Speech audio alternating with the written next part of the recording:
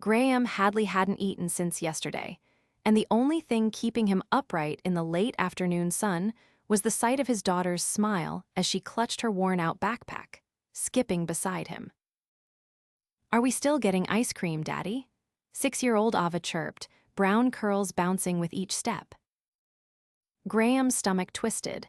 He had $5 left, exactly 5, enough for a single scoop barely, but he nodded anyway. "Yeah, baby, 1 scoop, your pick." They turned the corner toward the park, where the old ice cream cart stood under a crooked umbrella. Graham glanced at the bills in his hand, folded tightly like they might multiply if he held them long enough. That's when it happened. A woman in torn jeans and a faded t-shirt came sprinting down the path, barefoot, her hair falling out of a messy bun, eyes wide with panic. She nearly collided with Graham. "Hey, are you okay?" he asked, steadying her. She glanced behind her like someone was chasing her. "I left my bag in a cab. Everything's in there. My wallet, my phone. I don't have anything." Graham blinked. "You need help." She hesitated. "I need $5 to catch another ride.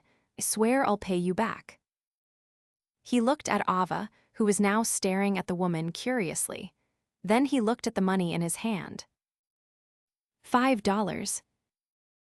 1 scoop of vanilla. He sighed and held it out. "Here, just promise me you'll pay it forward." The woman stared at him like he'd handed her 1,000. "You're serious?" "It's just money," he said, trying to smile even though it ached. "You look like you need it more." She took it slowly, her eyes flicking to Ava. "Thank you, I mean it. I'll find a way to return this." Graham nodded. "Don't worry about it." But she didn't walk away. Instead, she crouched in front of Ava. "Hi, I'm Gemma. What's your name?" "Ava," she said, half hiding behind her dad's leg. "She's 6, Graham added. "Big fan of strawberry swirl." Gemma stood, eyes still on them. "You're raising her on your own." "Yeah." A pause. "Okay, I'll see you again," she said quietly, then jogged off down the street. Graham watched her go, then turned back to Ava. "All right, change of plans. Let's go to the playground instead." Ava didn't complain. She never did. She just grabbed his hand and pulled him toward the swings. That night, Graham tucked her into bed in their tiny one-bedroom apartment with peeling paint and creaky floors. He skipped dinner again and sat at the kitchen table, staring at the empty space in the fridge. He couldn't find work, not decent work anyway. After his wife passed 2 years ago, everything had fallen apart. He'd sold his tools, his guitar, even pawned his wedding ring, just to keep the lights on for Ava. And now he'd given away his last $5. He chuckled bitterly. Smooth move, Hadley. The next morning, he was back at the park with Ava, watching her climb the jungle gym. That's when he saw her again. "Gemma." But this time, she wasn't in ripped jeans. She stepped out of a black car, a sleek, expensive one. Her hair was styled, her heels clicked on the pavement, and she wore a blazer that probably cost more than Graham's rent. She walked straight toward him. "Hey," she said. Graham stood slowly. "You found your bag." "Yeah, and I meant what I said." She opened her purse and handed him a crisp $100 bill. He stared at it. "This is too much." "No, it's not." Her voice softened. "I didn't just lose my bag. I was having a panic attack. I just walked out of a deal worth over $1 million because I was overwhelmed. No one stopped, except you." Graham blinked. "Wait, million." She smiled. "Gemma Kingsley. I run a media company. I'm doing okay." He looked at her again, really looked. No wonder she looked familiar. Her name had been in the news before. He remembered seeing her face in a magazine once, next to a headline about a record-breaking startup valuation. "I didn't realize," he trailed off. She shrugged. "I don't usually look like that. Yesterday was bad. Well, he said, rubbing the back of his neck, I'm glad you're okay. I want to thank you properly. Dinner, you and Ava, my treat. Graham hesitated. You don't have to. I want to. He studied her. She wasn't pitying him. She wasn't faking it. There was something sincere in her eyes. All right, he said finally, but only if you let Ava pick the place. Gemma laughed. Deal. That night, they sat in a small, cozy Italian restaurant downtown. Ava slurped spaghetti like it was the best thing on earth. Gemma laughed at every one of her jokes, even the ones that didn't make sense. And Graham watched Gemma. She was confident, funny, smart. She asked Graham about his life, about Ava, about the kind of work he used to do before everything fell apart. I did construction, small stuff, carpentry. I loved it, he said, but it couldn't keep up after my wife passed. Things got tight. I'm sorry, she said quietly. He shrugged. It's okay. I've got Ava, that's all that matters. Gemma looked at Ava then, her smile softening. She's lucky to have you. You'd be surprised how often feel like I'm failing. You're not, she said. You're doing more than most would. After dinner, she insisted on paying, and Graham didn't argue. She walked them to their car their rusted old sedan, and paused. I'd like to see you again, she said. Graham raised an eyebrow. You mean like dinner, without spaghetti in our laps, just you and me. He blinked. You're serious. I don't ask twice, Graham. He chuckled. All right, Miss Kingsley, you've got yourself a date. She smiled, then knelt to hug Ava. Bye, superstar. As Gemma's car pulled away, Ava leaned against her dad's arm. Daddy. Yeah. Is she a fairy godmother? Graham laughed. She might be. But deep down, he didn't believe in fairy tales. Not yet. By the time Graham walked into the downtown bistro the following Friday, he already regretted every article of clothing he owned. His collar was wrinkled. His jacket was a loan from his neighbor, a size too big and fraying at the edges. He hadn't shaved quite as close as he wanted, and the shoes he couldn't even look at them. But Gemma had insisted, and Ava had all but pushed him out the door with a sparkly hair tie around his wrist, for luck. The hostess raised an eyebrow when she saw him, but before she could speak, a voice carried from the back. He's with me. Gemma stood at the far end of the restaurant, already rising from her seat. She wore a dark navy jumpsuit, her hair swept back, earrings catching the candlelight. She looked like she belonged in a magazine, but the way she smiled when she saw him, that was the part that stopped him cold. You clean up better than I expected, she teased, pulling out his chair. I'd say the same, but I don't want to lie in a house of God, he muttered, glancing up at the cathedral ceiling. She laughed, and the tension in his shoulders eased a little. I wasn't sure you'd come, she said after they ordered. I nearly didn't, he admitted. Took me 20 minutes just to convince myself this wasn't a setup. Would have been a cruel one, she said, tilting her head. What do you think I was going to do, laugh at your tie and vanish in a puff of smoke? I don't know, he said, folding his hands on the table. I've seen a lot of strange things, but a woman like you asking a guy like me out, that's new. Gemma's expression softened. I don't chase status, Graham. I chase people who show up when it counts. The food arrived, something neither of them could pronounce, and Graham tried not to flinch when the waiter poured the wine. He hadn't been served anything by a guy in a vest since his wedding. Tell me something, Gemma said, swirling her glass. What would you do if money wasn't a problem? He didn't answer right away. He stared at the plate, then at her, then out the window. I'd build things again, he said. Not just for pay, real things, for people who need them. You know, fix up houses, make playsets for kids. I used to make toy chests by hand, little ones with their names carved in. Why'd you stop? He didn't look at her when he answered. Couldn't afford the wood. Gemma set her fork down. I want to show you something, after dinner. He raised an eyebrow. Is this where you reveal you're also a magician? She grinned. It's better. They finished the meal, and instead of calling a car, Gemma led him 3 blocks through the city. They stopped in front of a tall, modern building with mirrored glass and a doorman who opened the entrance without a word. Graham hesitated. I'm not dressed for wherever this is. You're fine, she said, pressing the elevator button. Trust me. They rode up in silence. The elevator opened to a space that looked more like an art gallery than an office.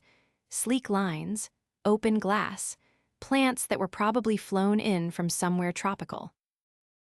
This is where I work, she said. Well, part of it. Graham followed her into a corner room with floor-to-ceiling windows. She gestured toward the skyline. This view's not bad, she said, but it's not why I brought you. She walked over to a cabinet and pulled out a thick portfolio. She handed it over. He opened it and froze. Blueprints, designs, concepts, playgrounds, community spaces, reclaimed wood furniture, all of it sketched with precision and care. You drew these. I commissioned them, she said. I've been working with a few nonprofits for years, but none of them could bring the ideas to life the way I wanted. Graham flipped another page. A hand-crafted bench with inlaid mosaic tiles, a treehouse design shaped like a pirate ship. Gemma stepped closer. I want to fund a workshop, a real one, all local hires, and I want you to run it. He stared at her. You're offering me a job.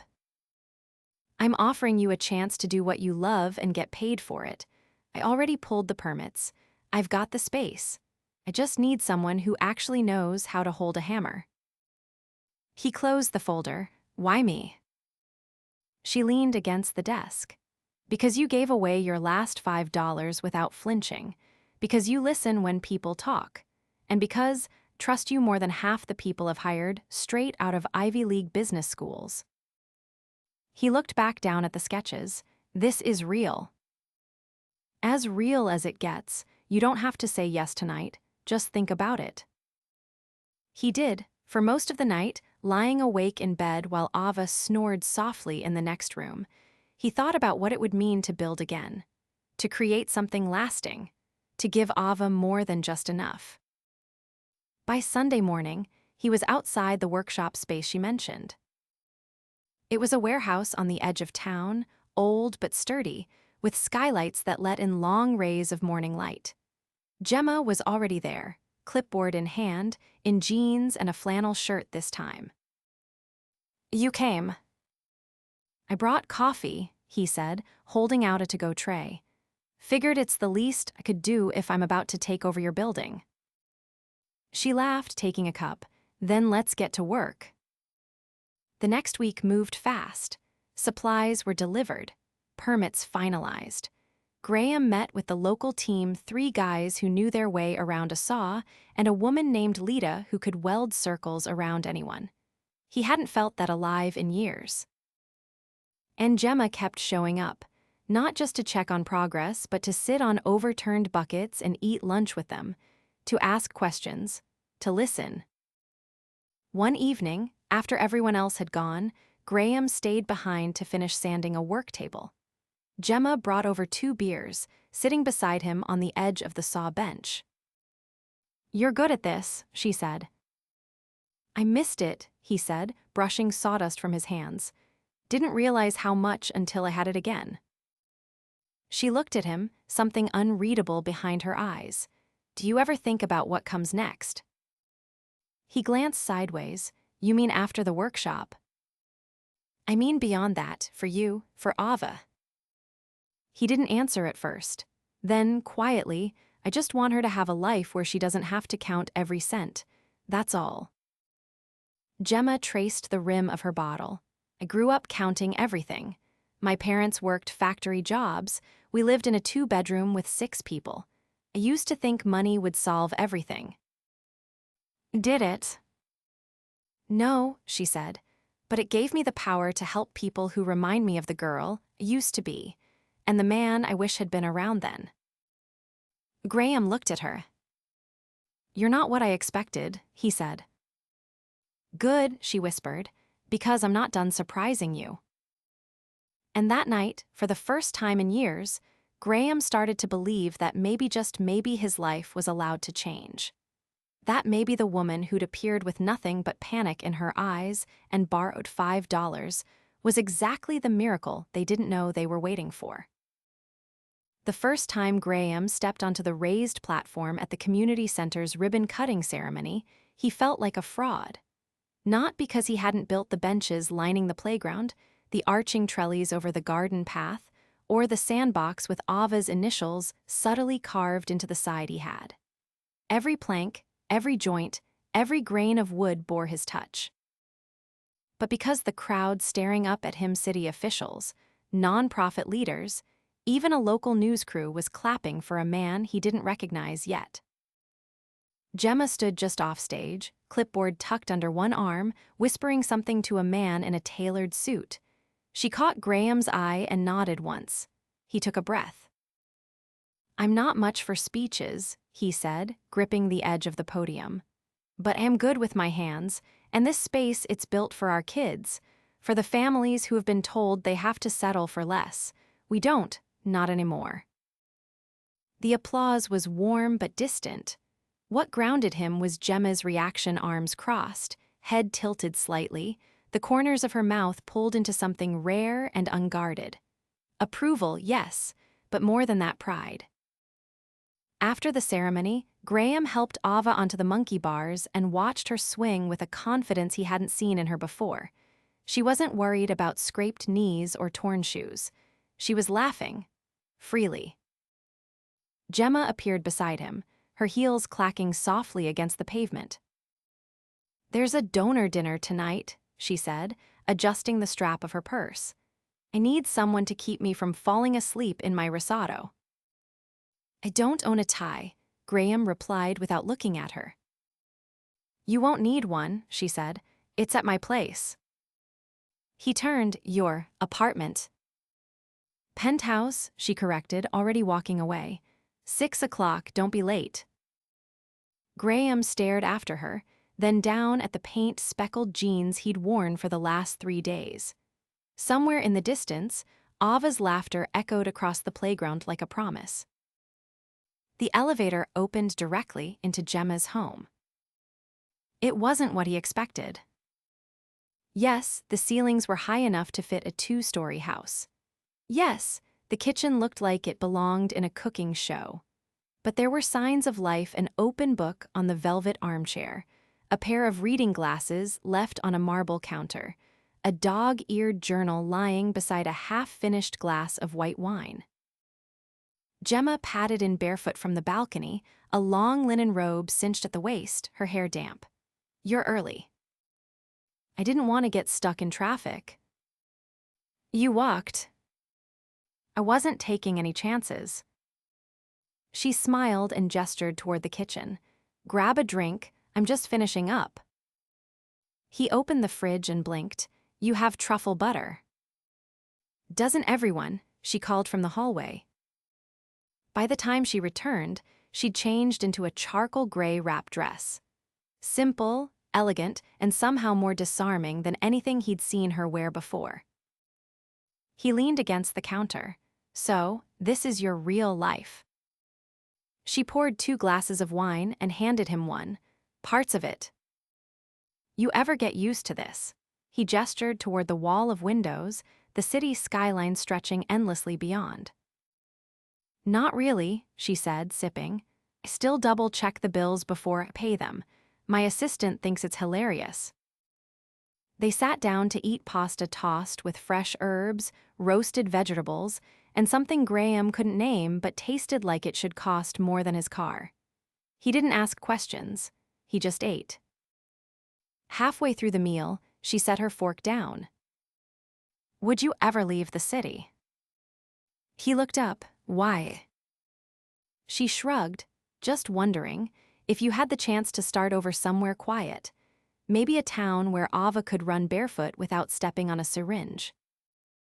He considered it. I don't know, it's all she's ever known, and me too, I guess. The city's loud, but it teaches you things. Like what?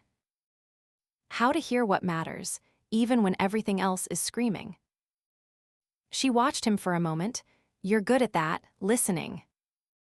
You're good at hiding when you need to. Gemma blinked. Is that a compliment or an accusation? Both. She leaned back in her chair, folding one leg over the other. You want honesty. I always do. I'm tired, Graham. Not tonight, just, in general. I'm tired of smiling when I don't feel like it. Tired of being the smartest one in the room and still having to prove it. Tired of building an empire that keeps me up at night wondering if I've become the very thing I used to hate.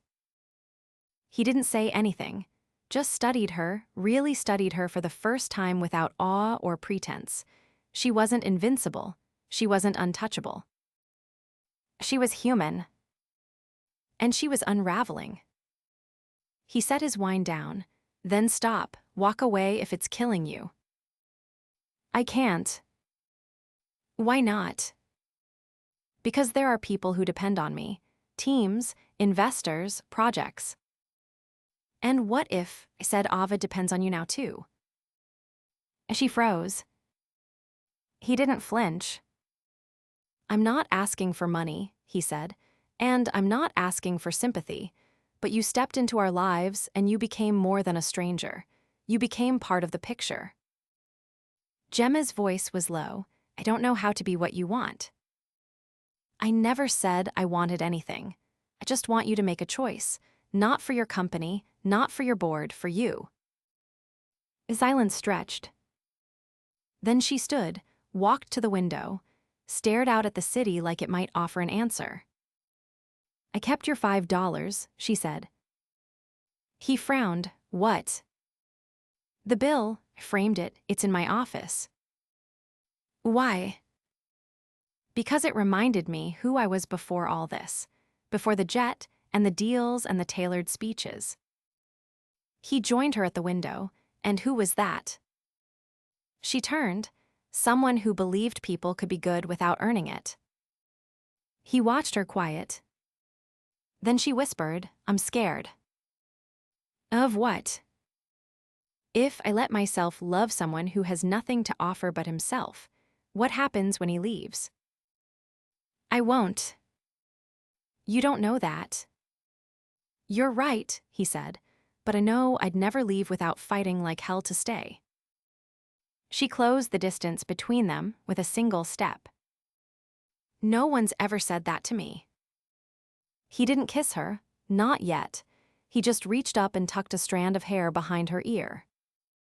You deserve more than being somebody's trophy. And you deserve more than being someone's redemption project. They stood in silence for a moment, the city glowing behind them like 1,000 unspoken promises. Then she said, come back tomorrow night. Why? I'm throwing a party. Charity, investors, press, it's a big deal. You want me to, what, pour drinks? I want you to meet my world, she said, and I want them to meet the man who gave me back my soul for $5. Graham didn't know what to say to that, so he nodded. And when he left that night, stepping into the elevator, he didn't feel like a man out of place. He felt like a man being rewritten, one chapter at a time. The rooftop of the Langford Hotel shimmered with candlelight and crystal. Laughter floated above the string quartet, champagne sparkled in every hand, and the city skyline stretched out like a painting behind the crowd of silk and tailored tuxedos. Graham stood near the glass railing, adjusting the unfamiliar weight of the black suit Gemma had sent over earlier that day. It had been tailored to him, perfectly Italian wool, sharp lapels, and a crisp white shirt that somehow made him feel taller. He hadn't asked who paid for it, he already knew. Gemma hadn't arrived yet. He had walked into the ballroom alone, despite her driver waiting downstairs. He needed the moment to breathe, to remind himself he belonged here not because of the suit or the invitation, but because she had asked him to be part of her world. And he'd said yes. "Didn't expect to see you in a place like this," came a voice just behind him. He turned. The man was tall, late 30s, with the kind of jawline that belonged in finance ads and a handshake that probably crushed weaker egos. His tux fit like it had been made around ambition. "I'm Owen," the man added, "Gemma's ex." Graham didn't flinch. "Graham." "Right, you're the one who built the playground." He sipped from his glass. "She's always had a thing for charity cases." Graham let that sit between them without biting. "She ever build one for you?" Owen blinked, caught off guard. "What?" "A playground, a workshop, a space that actually mattered." Owen laughed, but it didn't reach his eyes. "She bought me a McLaren." "Yes," Graham said, "but did she ever give you a reason to wake up and feel human again?" Before Owen could answer, the music shifted. The crowd turned. Gemma stepped onto the rooftop in a midnight blue gown that moved like water and caught the light with every step. Her hair was swept up, but a few pieces had slipped free, softening her usually razor-sharp presence. She wasn't untouchable tonight. She was radiant. Her gaze scanned the crowd and found Graham instantly. He didn't move. He didn't need to. She came to him. "I was afraid you wouldn't come," she said, voice low. "You sent a suit. Figured that meant you'd be mad if I didn't." She smiled, but it was different this time. Smaller, more vulnerable. "I'm glad you did." He gestured toward the room. "So, who here actually knows what you do?" "3 people," she said. "The rest just want to be seen with someone who makes headlines." "And I'm guessing I'm not one of those 3. You're the only one who doesn't care." She led him through the crowd, introducing him to a handful of people whose names he forgot the moment she said them. He shook hands, nodded, answered questions about the workshop, but his attention stayed locked on her. The way she touched his arm when she laughed. The quiet glances she stole when no one else was looking. The way her hand found his beneath the table during the charity auction. After the final toast, when the guests began to drift toward the elevators, Gemma leaned in. "There's something I want to show you." He followed her through a private stairwell to the upper terrace, where the noise below faded into silence. A table waited at the edge, lit by a single lantern, and beside it, a small wooden box. "I had them bring this up from my office," she said. He opened it. Inside was the $5 bill. Framed, preserved, centered on soft gray velvet. "I don't keep things like this," she said, "but it reminds me that not everything has to be earned with power. Some things are just given." He looked at her, brow furrowed. "Why are you showing me this now?" She stepped closer. "Because tonight was the last event I'm throwing as CEO." His breath caught. "What?" "I'm stepping down. I already signed the papers. The board's announcing it next week." "You're serious?" She nodded. "I'm not walking away from it all. I'll still sit on boards, invest where it counts. But I'm done leading from the top floor. I want to build on the ground now, with people who feel like home." He stared at her, words caught behind his teeth. "You made me remember why I started this," she whispered. "Helping people, not accumulating titles." He shook his head slowly. "You don't owe me anything, Gemma." "I'm not doing this for you," she said. "I'm doing it for me, but I'd like you to be part of it." He stepped forward. "What does that look like?" "Ava gets a backyard," she said. "You get a shop with windows. I get to walk into a room and not fake a single thing." "And us." She swallowed. "I'm terrified of that answer." Why? Because if I say I love you and I lose you, I don't know if I'll ever find something this real again. He reached up and traced her cheek with his thumb. Say it anyway. She drew in a breath, eyes locked on his. I love you. He leaned in, pressing his forehead to hers. I love you too. They stood there, city lights flickering behind them, the world narrowing to just the two of them, and a promise made without rings or contracts. Just truth. Later that week, Graham brought Ava to the new house. It sat on the edge of the city, backed by trees and lit with soft golden light through oversized windows. The workshop was already set up out back. The lawn wasn't perfect, but Ava ran barefoot through it anyway, squealing as she chased Gemma's new golden retriever puppy, another surprise she hadn't warned him about. You know you didn't have to do all this, Graham said, watching from the porch as Gemma leaned against the railing beside him. I know. But you did. I wanted you to have a space that felt like yours. You've always built things for other people. He looked at her, and you, what do you want now? She thought for a moment, then said, to make the kind of life I used to dream about. One where I'm not alone at the top. He reached for her hand, lacing his fingers with hers. Well, he said, you're not alone anymore. Ava shouted from the yard, Dad, look, he's digging a hole. Gemma laughed, you're going to need a fence. I've got tools. She raised an eyebrow, you offering to build one. He leaned in, kissed her temple. I'll build anything you need, as long as you're here. And just like that, Graham Hadley, the man who once gave away his last $5, had everything he never dared to hope for. A home. A family. And a love built not on wealth or coincidence, but on faith, grit, and the kind of heart that never walks away. Graham stood in front of the wide oak table, his hands coated in a fine layer of sawdust. Sunlight filtered through the tall windows of the new workshop, catching on the suspended motes in the air.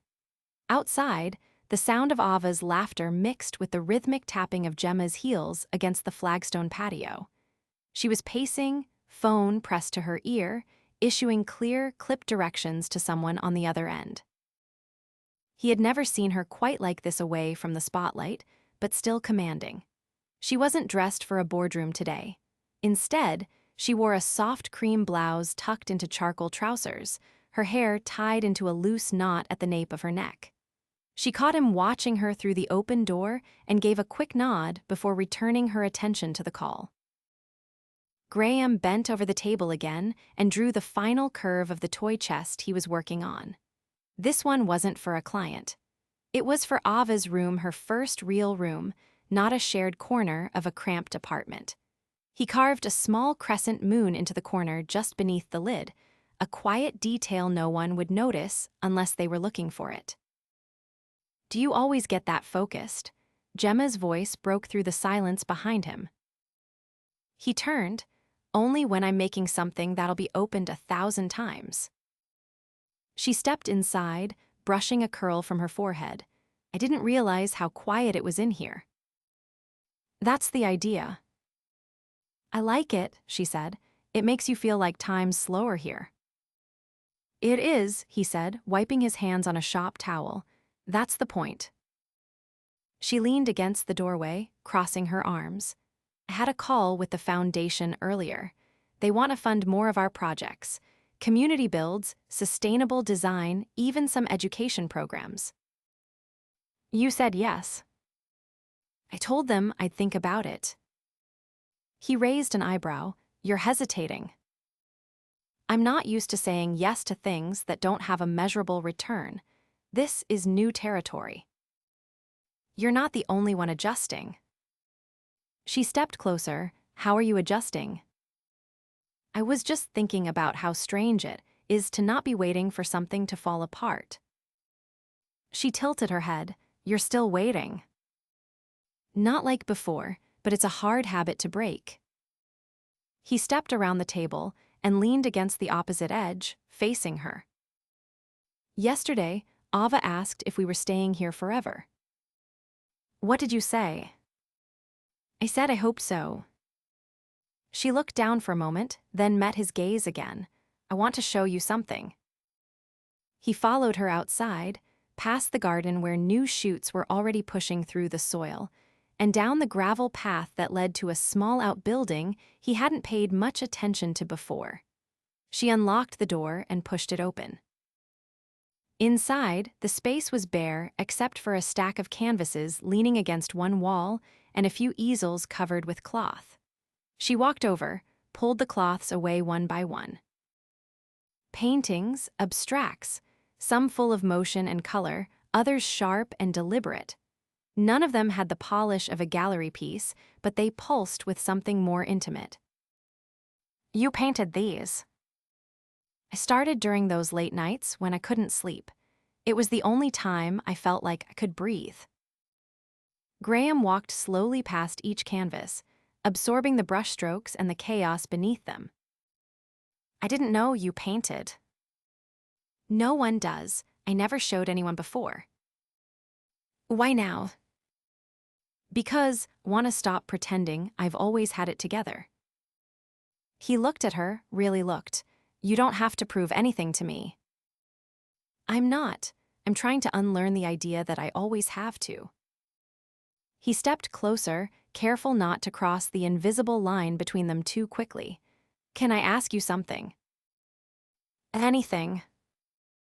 Why me? He said. Why now? She didn't answer immediately.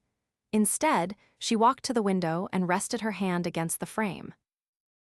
Because you didn't ask me to be anything but myself, and because when you gave me that $5, you didn't know who I was. You didn't care. You just saw someone who needed help and didn't flinch. I've had people pass me on the sidewalk like I was invisible, he said. I guess I just didn't want to do that to someone else. That moment changed everything, she said. I didn't even realize how lost I was until you stopped to look directly at me. He moved to stand beside her. So what do we do with all this? The house, the workshop, the foundation, the paintings. We build something that won't collapse when things get hard, she said, and we do it slowly, together. He nodded once, then looked out the window toward the garden. You think Ava would like it if we added a treehouse? She already asked for one last week. Of course she did. They stood there in silence for a few moments, the early evening light stretching across the floorboards. Then Gemma turned to him. I've been thinking about something else. He raised an eyebrow. That usually means I should brace myself. I want to buy the building where the old workshop used to be, the one you had to give up. He blinked. Why? Because I want to rebuild it, not just for us, for other people like you, people who had to walk away from what they loved because life didn't leave them a choice. He leaned back slightly. That's a big move. I know, she said, but it feels right, and for the first time in years, I'm not making decisions out of fear. He studied her face, saw the quiet certainty there, the kind that couldn't be faked. Then let's do it. That night, they sat on the back porch, while Ava told them a story made entirely of fairy tale characters, reimagined as plumbers and astronauts. The stars were just beginning to poke through the sky, and somewhere in the distance, a radio played an old song neither of them recognized but both liked. Gemma rested her hand over Graham's on the armrest. Do you ever wonder what would have happened if we hadn't crossed paths that day? He shook his head. No, because it doesn't matter, we did. You think we were supposed to? I think sometimes the universe throws two people together to see what they'll do with the second chance. And what are we doing with ours? He looked out across the yard, where Ava was chasing fireflies barefoot, the dog bounding after her like it had known her forever. We're building a life that doesn't need to be explained, he said, just lived. She turned to him, her voice softer than it had been all day. You still think I'm the miracle." He leaned in, kissed her slowly, like he had all the time in the world. "No," he whispered, "you were the beginning of one." And under the open sky, surrounded by everything they had created from nothing but trust, time, and one small act of kindness, they sat shoulder to shoulder in the kind of silence that needed no words. The kind that only came when two people stopped surviving and started living together. The rain came unexpectedly soft at first, then heavier, until it blurred the windows of the new workshop like misted glass. Graham adjusted the beam he was anchoring into the frame of the small reading nook they were adding to the space, pausing only when the wind sent a burst of cool air through the open side door. Behind him, Gemma stood barefoot on the tarp-draped floor, holding a steaming mug in both hands. She wore an oversized flannel shirt that still had his name stitched inside the collar.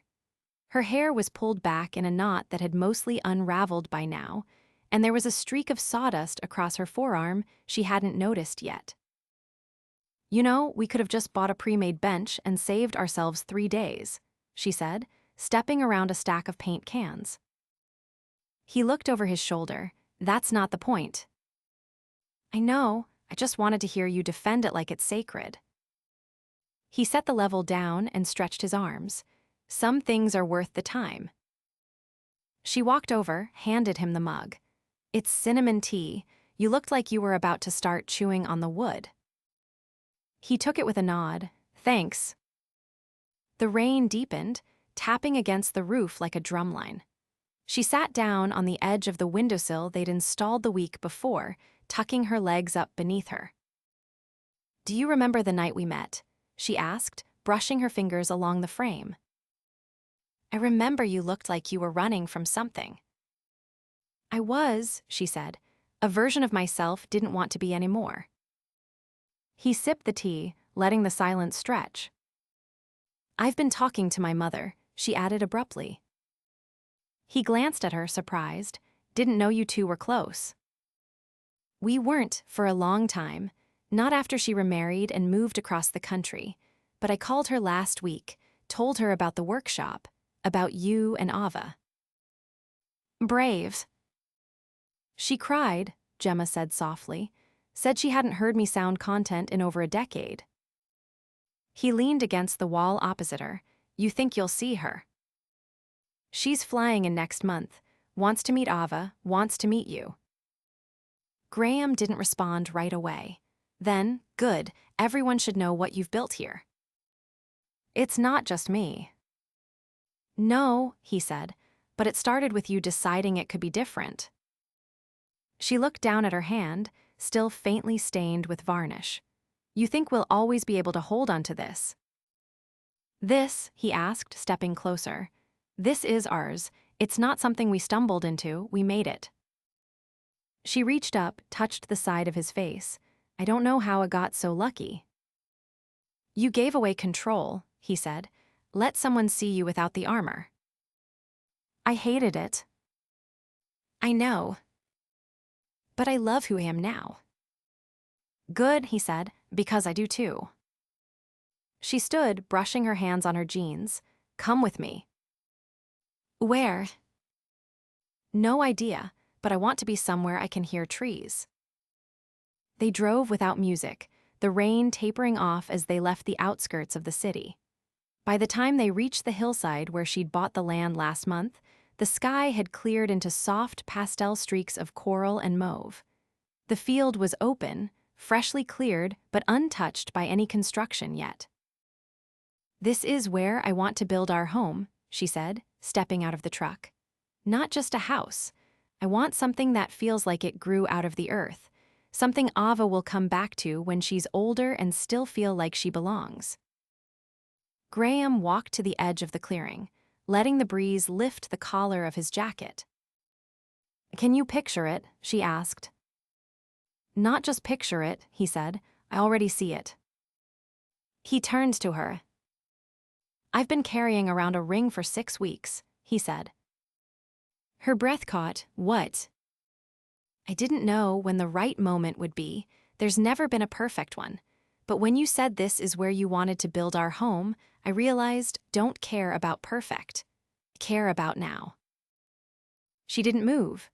Not even when he stepped closer and pulled the ring out of the leather pouch tucked inside his coat pocket, a simple band, set with a single stone, nothing extravagant, but made by a local metalsmith who carved a small crescent on the inside to match the one on Ava's toy chest. I want to marry you, he said, not because it's the next step, not because it's expected, but because every time I imagine a future, you're the part that never changes. Gemma's eyes filled, but she didn't blink them away. I've been waiting for someone to ask me without conditions, she said, and now can't even remember what it felt like to want anything else. He dropped to one knee, not because he had to, because it felt right. Say yes, he said. Yes, she breathed. She didn't wait for him to stand before dropping down with him in the grass, wrapping her arms around his neck and pulling him into a kiss that tasted like spring and beginnings. They didn't rush the wedding. Instead, they spent the next season building the house with their own hands, plank by plank, window by window. Ava chose the color of the front door, deep teal, like the inside of seashells. They planted a magnolia tree in the front yard and hung a swing from the oldest oak on the property. The ceremony was held in the meadow behind the house. At sunset, with only a few close friends, the foundation team, and a very enthusiastic Ava who insisted on carrying the rings in a velvet pouch tied to the collar of their now fully grown golden retriever. Gemma wore a dress that caught the wind like it was part of the sky. Graham wore a white shirt, sleeves rolled, and suspenders that Ava picked out from a vintage store downtown.